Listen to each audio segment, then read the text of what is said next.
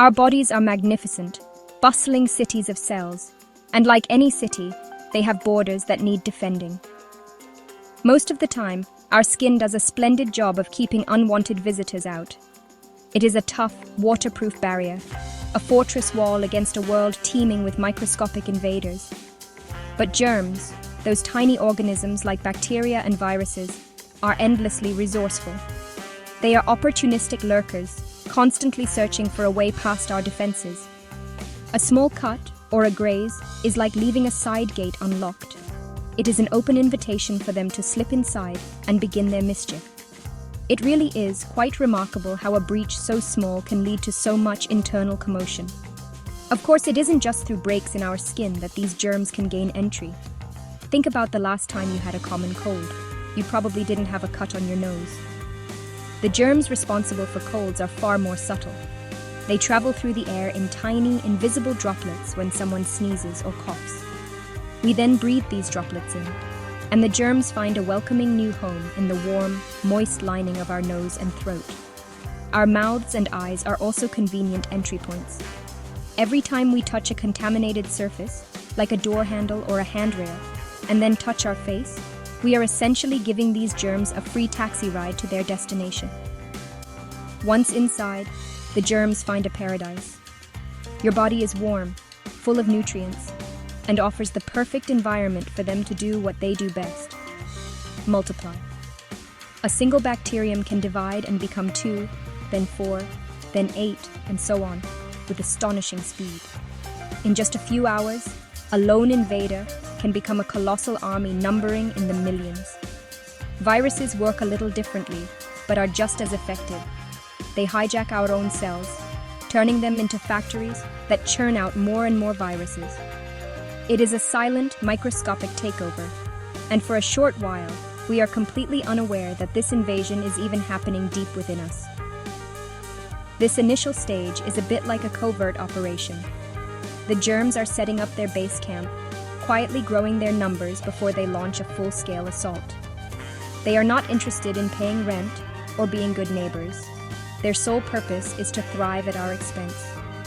They consume resources and produce waste products, which can be toxic to our own cells.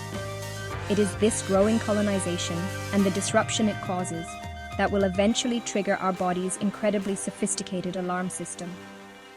The peace is about to be shattered, and the battle for control of your internal world is about to begin in earnest.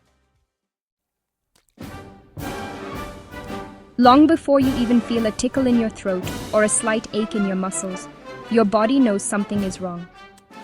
Your immune system, a vast and complex network of cells, tissues, and organs, is the ultimate neighborhood watch scheme.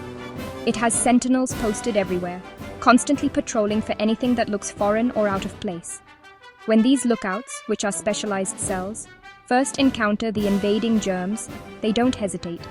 They immediately send out chemical signals, which are like firing emergency flares into the sky. These signals are a call to arms, a message that travels throughout the body, announcing that there has been a breach. This initial response is wonderfully swift and automatic. It is what we call the innate immune response, because it is something we are born with. It does not need to learn how to fight a specific germ. It simply recognizes a general threat and acts. One of the first things that happens is that the blood vessels near the site of the invasion widen. This is a clever tactic. It allows more blood to flow to the area, bringing with it a flood of defensive cells and proteins. This increased blood flow is why an infected cut might look red and feel warm. It is the body quite literally turning up the heat on the invaders. At the same time, the walls of those blood vessels become a bit leakier. This might sound like a bad thing, but it is a crucial part of the strategy. The leakiness allows the first wave of immune cells, the foot soldiers of our internal army, to squeeze out of the bloodstream and move into the affected tissue where the germs are multiplying. This leakage also lets fluid seep into the area, which causes swelling. While uncomfortable for us, this swelling helps to isolate the germs, trapping them in one place so they cannot spread as easily. It is like the police setting up a cordon around a crime scene. This whole process is a beautifully coordinated cascade of events. all triggered by those first chemical alarms. Think of it as the body's emergency services swinging into action. The fire brigade, which is the increased blood flow and heat, and the police, which is the swelling and containment, are on the scene within minutes of the alarm being raised. The area is secured, and reinforcements are on their way. All of this happens invisibly and without any conscious thought from us. It is a testament to the billions of years of evolution that have perfected this incredible defense mechanism, protecting us from a constant onslaught of microscopic foes. Now that the alarm has been sounded and the battleground prepared, it is time to send in the troops. The real heroes of this story are your white blood cells. We have several different types, each with a specific job, a bit like a highly specialized military unit. The first to arrive are often the neutrophils. These are the most abundant type of white blood cell and act as the frontline infantry. They are fantastically aggressive and have a simple, brutal mission: find the germs and eat them. They literally engulf the bacteria or other invaders in a process called phagocytosis, which is just a fancy way of saying cell eating.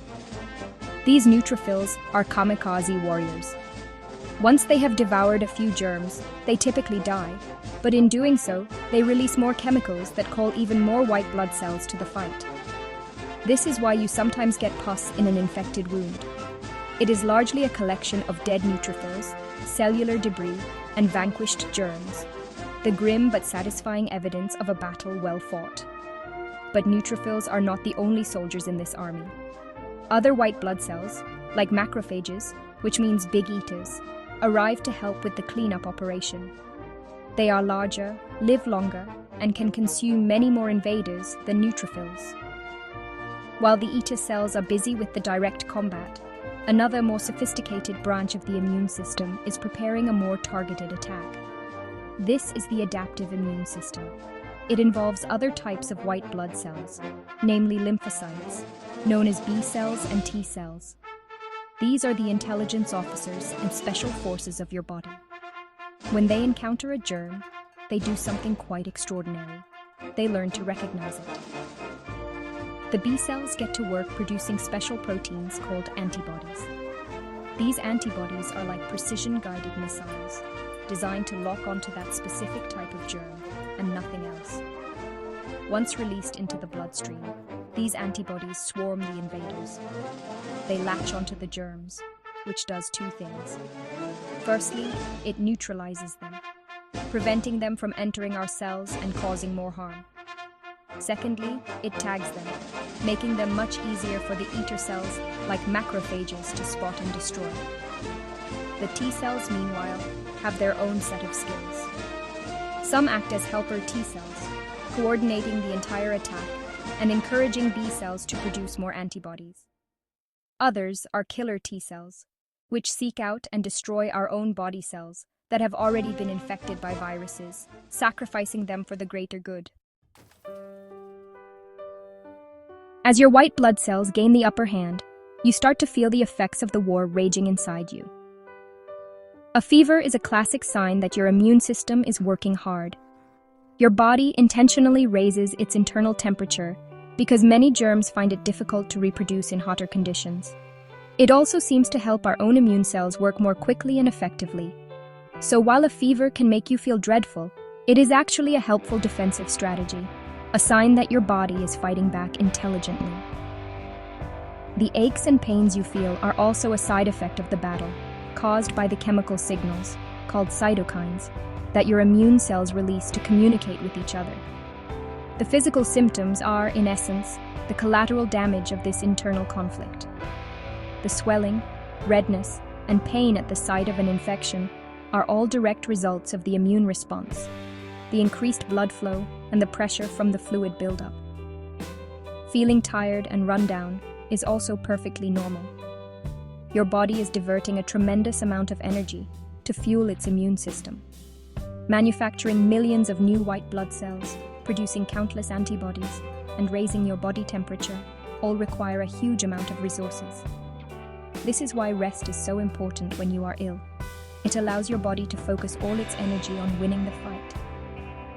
Eventually, thanks to this relentless and coordinated effort, the number of germs dwindles. The white blood cells and antibodies clear out the last of the invaders. The cleanup crew, the macrophages, gets to work tidying up the battlefield, consuming the dead germs, the fallen neutrophils, and any damaged body cells. The chemical alarm signals stop being sent, and the body begins to stand down. The blood vessels return to their normal size, the swelling subsides, and your temperature starts to come back down. The body can then begin the process of repairing any tissue that was damaged in the fray. Perhaps the most brilliant part of this whole affair is that your immune system remembers the enemy. Some of the B cells and T cells that were created to fight an infection stick around as memory cells. They patrol your body for years, sometimes for a lifetime. If that same type of germ ever tries to invade again, these memory cells recognize it instantly and launch a response so fast and powerful that the germs are wiped out before they can gain a foothold. You might not even realize you have been exposed. This is why you usually only get diseases like chickenpox once, and it is the very principle behind how vaccines work, giving your body the memory of a foe without ever having to fight the actual war.